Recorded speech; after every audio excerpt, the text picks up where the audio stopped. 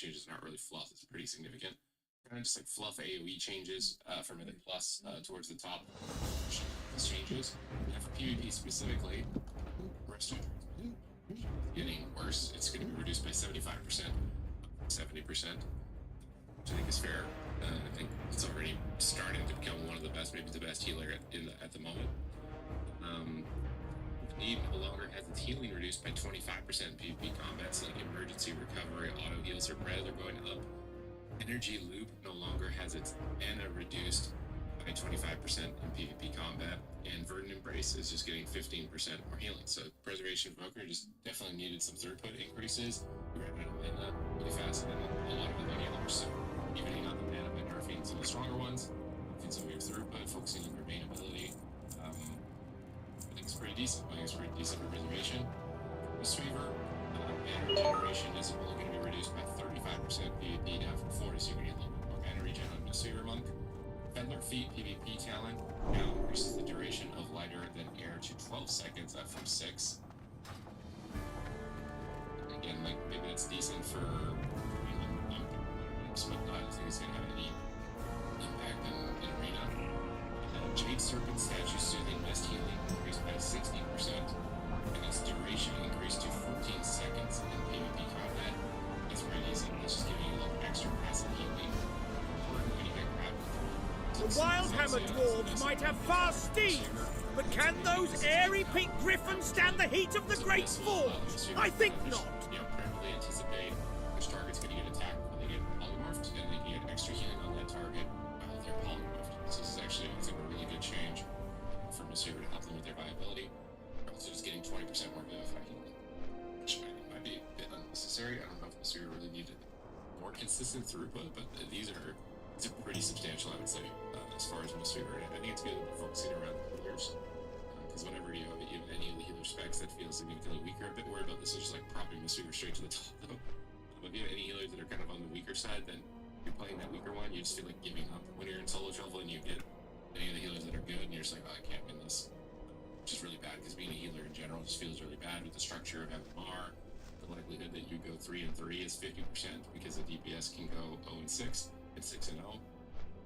25% of the time each, so it's not really right with those percentages, but evening out healer balance has got to be a really important thing for them, so this is good that they're doing this. For Shaman, they're buffing Electrocute, so I don't know if this is enough. It's by 75%. I'm not sure what the current value of the number is, but I know it's really low to the point where people don't even take this, but there were eras of time in the past, like Legion, where Electrocute actually did this meaningful damage, and it just hard countered rest of your, it's just deleted them from the game. So if Electrocute can ever get to that threshold, then Shaman will be in a position where it just completely counters Restorative number, especially for Resto Shaman. But now for Resto specifically, for its bonus to Riptide initial heal is now 100% effective in PvP combat. Previously, I can't cast that yet. So Riptide getting a healing buff. Look, your healing tide totem is getting increased by 75%. These are two main core mechanics for your healing output at the moment. So these are very significant. And your mana regeneration is only reduced by 60% now to 65. So I think these are nice changes.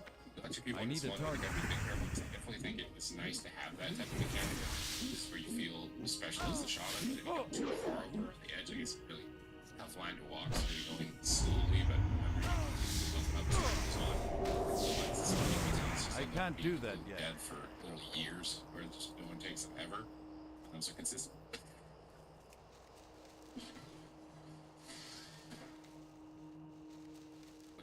Buffing up those ones I think is wise.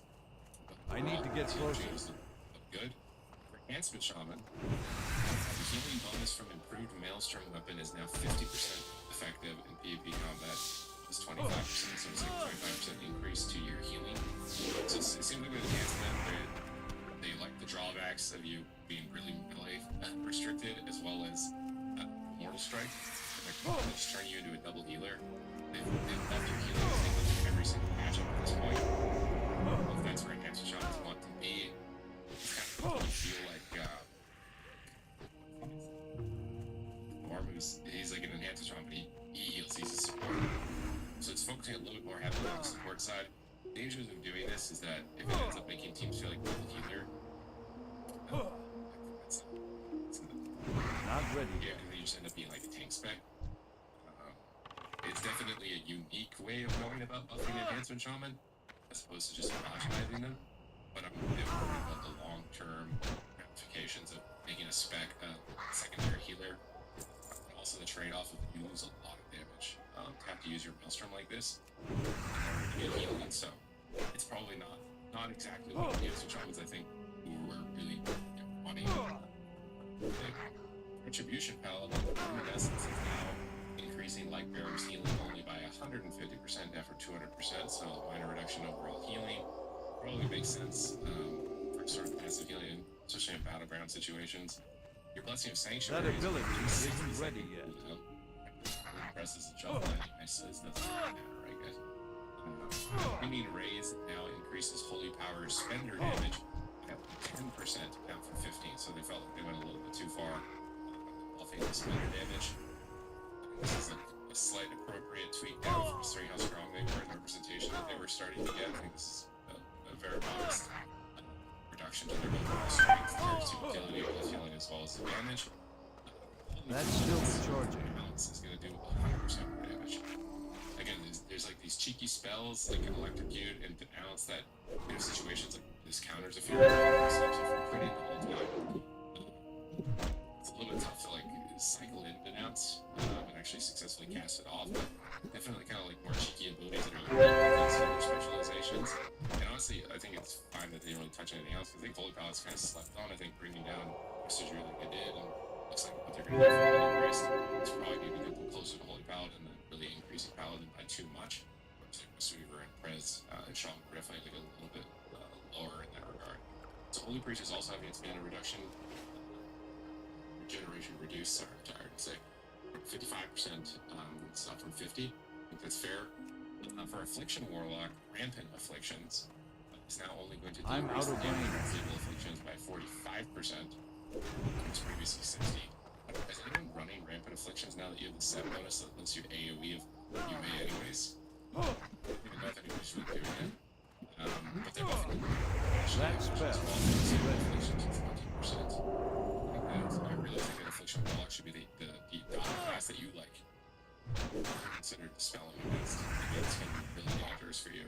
So much of their damage is built into that. It's already so annoying to cast your dots and actually get a row of dots out anyways in the game right now that you can just dispel it. You can put back behind like 5 enemies through like 3 interrupts and there's no real significant loss to that. So I do think that's good. This one I'm not too sure just because I don't think you even really need this one now that your set bonus AoE is your affliction, your unstable affliction anyways. But it's affliction at all times regardless without its talent. Personally, I kind of miss that. It's time for affliction. But maybe with the backlash change now, you can probably targets. Maybe there's some type of like rot synergy that could be built from this. I think it's kind of I think it's just this is kind of nice for healers that like spamming the spell a little bit too much. Warrior, okay, so they are going after Shattering Throw and Wrecking Throws. Damage increase the shields. 50% less effective. His abilities were hitting like 6 million plus, so that's a lot less. That's a lot less. It's still probably going to hit really hard, but it's a lot less. This was one of the things that was just completely deleting Warlocks from the game. Not to mention that if Warrior was on you, period, it was deleting you from the game, but then like one of your main defenses just didn't exist. So this is kind of a survivability buff to Warlock, nerfing this from Warrior, and as well as nerfing other things, but I think you're not just only getting nerfs. Execute is getting increased by 20%. I'm very surprised to see that. It's too far away. Show Mercy now increases the critical strike chance and damage of Execute 5% per stack. So I think the goal of this is reducing the RNG so that your Execute is more consistent and it will hit still decently hard. But if you're getting insane RNG, it's not just going to one-tap somebody from 50% health, which I think that makes sense. So addressing these, because that was just way too much on a shield break, making Execute more consistent, I think that's fair. For Fury Warrior, this was another one like the top. I'm out of range. Your Slaughterhouse Mortal Strike effect is only going to last for 12 seconds after significant loss in time. You're pretty much not going to be able to get some multiple targets unless maybe you're playing and AoE against targets that are stacked. It's going to be close to impossible to actually keep this up on multiple targets. If even on one target, man, 12 seconds is not a lot. 8 seconds off of that, which makes sense because it's the main reason Fury is significantly significantly better than arms, I'd say, is the mortal strike effect. But I'm worried that whenever Slaughterhouse gets nerfed too much, Fury completely disappears from the game. We've seen that in multiple previous patches. But I don't know if this nerf is as significant as the other ones. Show No Mercy now increases the critical strike chance and damage execute by 4% per stack, and so the same thing. The RNG around execute, but it looks like they also think that execute just does too much damage, period, because it didn't compensate your execute at all. So Arbitrary likely has the stronger execute now, and the mortal strikes are going to be more competitive with each other. Strength of the mountain increases the damage of blood. Sure, there's a tool for every job. But when it comes to PDFs and e-signatures, Adobe Acrobat is the only tool you need for any PDF job. It's the only one get-it-done solution for editing your PDFs, sharing them, even getting them signed. It's a job's one tool. That's got it. There's getting Rampage 25%, 57% in PvP combat. So every mountain thing and the execute build Slayer as well. So Fury, these are pretty significant. I'm worried that this knock Fury completely out of existence, or we should see a shift possibly to Arms Warrior. These nerfs to Warrior definitely Warlocks and Death Knights and Shadow Priests, I'd say, are like the main ones that struggle with Warriors, but Windwalkers are still really good. Windwalkers still pressure those specializations pretty effectively, so the fact that we didn't see like, any survivability buffs to Warlock, definitely most notably. You could say Boomkin maybe needs it a little bit too, but Boomkin at least has like the mobility side. I can't do that It's a yet. little bit surprising. I think that the healer changes are definitely seem like they're all in line. Should be really good as far as making more healers more competitively viable with each other. Warrior meta might just completely shift into a different direction. And I'd say it was like a fair adjustment towards their damage overall. So decent round of tuning. We're kind of have to wait and see it play out. Maybe the nerfs to Warrior will make impact on Death Knights viability because they are again food chain, right? They're countered by Warriors. So maybe now that as it recently, maybe you have the fact that the mortal strike might just completely fall off when you use your portal, right?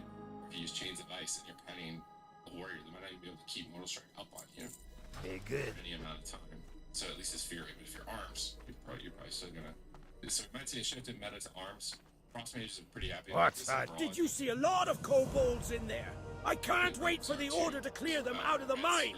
The thought of their grimy hands clawing around our mine makes my stomach rumble.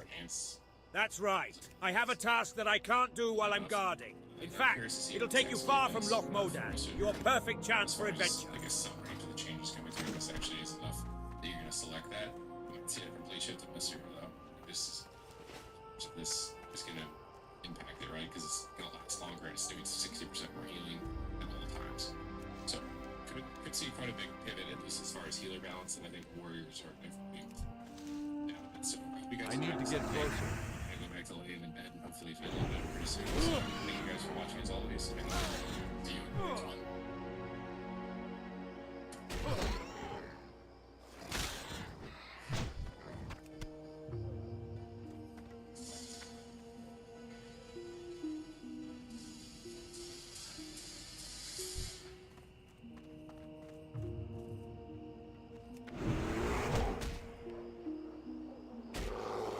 So use the hat to regain the hair. Choose by hymns. You can regain your hair and your confidence. Choose which more by clinically proven products like minoxidil and finasteride. So thicker, fuller hair in 3 to 6 months. The treatment is 100% personalized to your hair goals and comes at an affordable price that works for your budget. So you can step out with full confidence. Hats off to hair growth, the treatment that works for you. Start today at hims.com.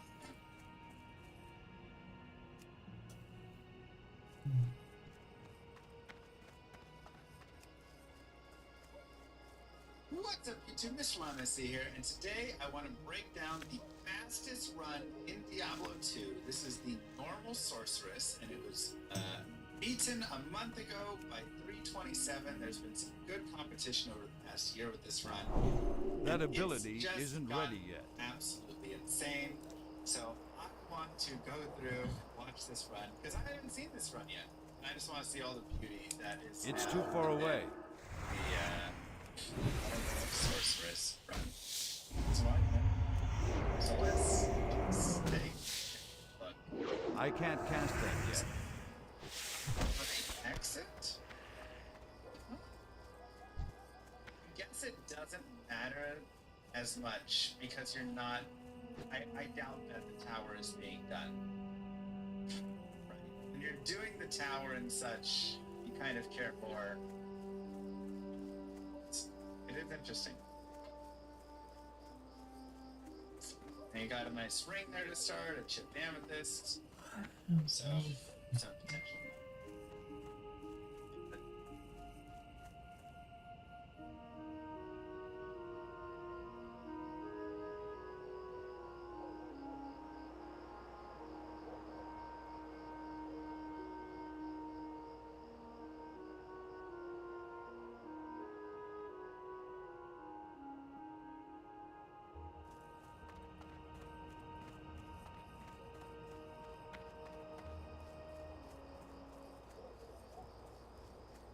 I need to get closer.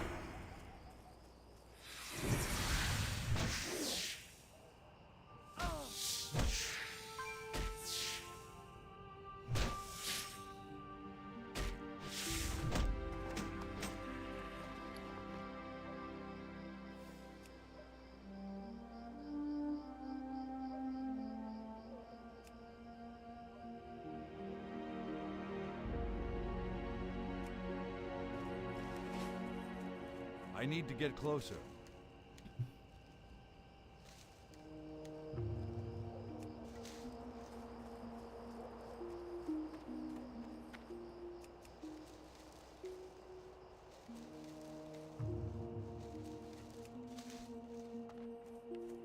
It's too far away.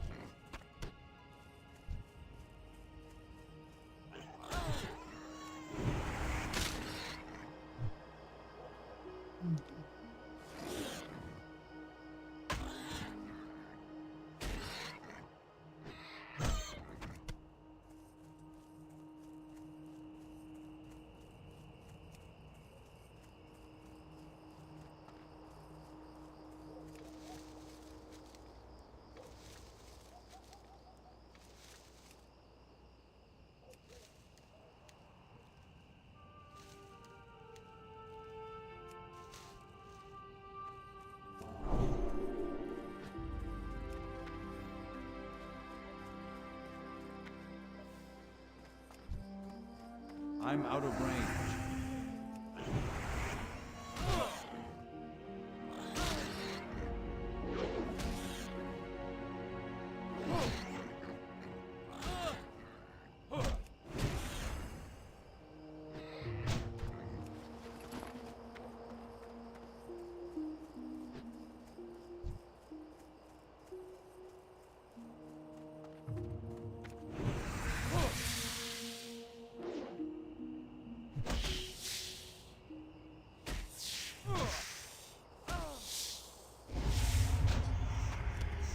That spell isn't ready yet.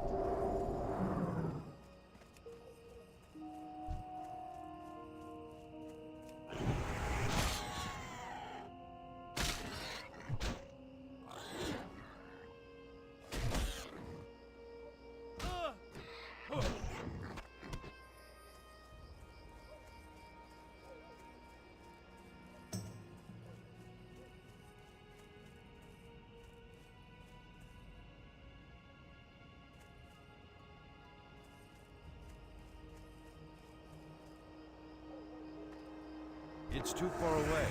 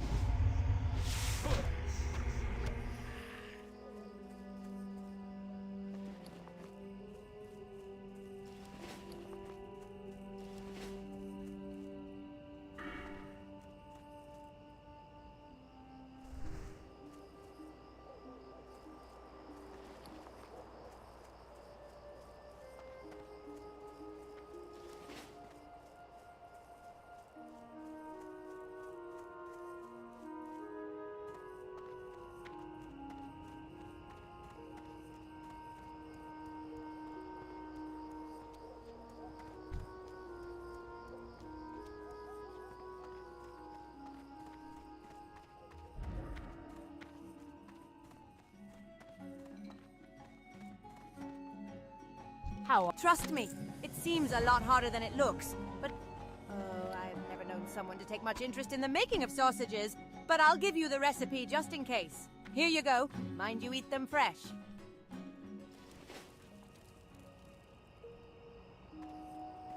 What can I get for you today?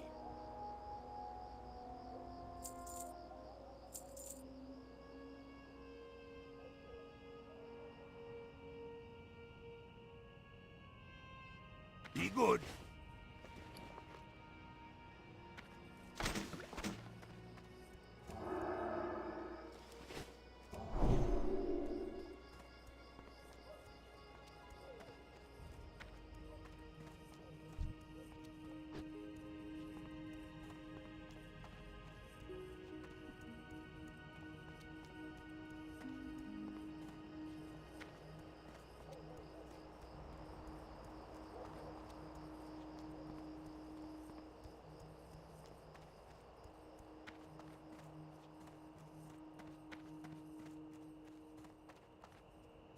Well... Ugh! When I asked for those ears, I didn't realize they'd smell so bad. Here's your reward, adventurer. Well done.